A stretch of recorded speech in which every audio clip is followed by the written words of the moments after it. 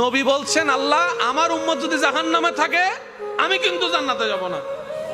আল্লাহ বলছেন আপনি না গেলে তো জান্নাত উদ্বোধনই হবে না। এবারে মামলা কি দাঁড়ালো? আল্লাহ পাক বলে যে আমি তাহকামুল হাকিমিন নিজেকে বলেছি, বিচার না করলেও তো জিনিসটা সুন্দর হয় না। ও নবী একটা কাজ করেন, ওয়ালা সৌফা ইউতিকা রাব্বুকা ফাতারদাত, আমি কাউকে বলি নাই, আপনাকে না বলেছি। আমার সাল্লাল্লাহু আলাইহি রাহমাতাল লিল আলামিন কারো সম্পর্কে নাজিল করি নাই, আপনাকে দিয়েছি।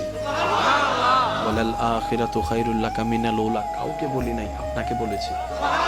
আর আমি আল্লাহ ভালো করে জানি আপনি হচ্ছেন উম্মতের দরদি নবী। আপনি নিজের জন্য কাঁদেন নাই, সন্তানের জন্য কাঁদেন নাই, পরিবারের জন্য কাঁদেন নাই, নাতির জন্য কাঁদেন নাই, যত কেঁদেছেন জীবনে সবকিছু উম্মতের জন্য।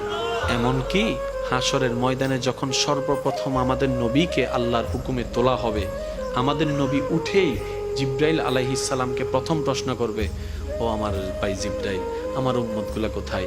আইনা উম্মতি, আইনা উম্মতি, আমার উম্মত কোথায়? আমার উম্মত কোথায়? আমার উম্মত কোথায়?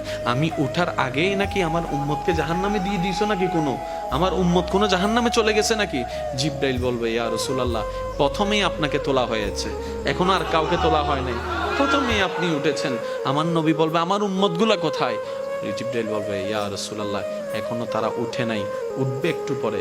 নবী দৌড়াই চলে যাবে আল্লাহর রহমতের দরবারের দিকে। সিজদায় যে পড়বে একটাই কথা থাকবে, রব্বি হাবলি উম্মতি।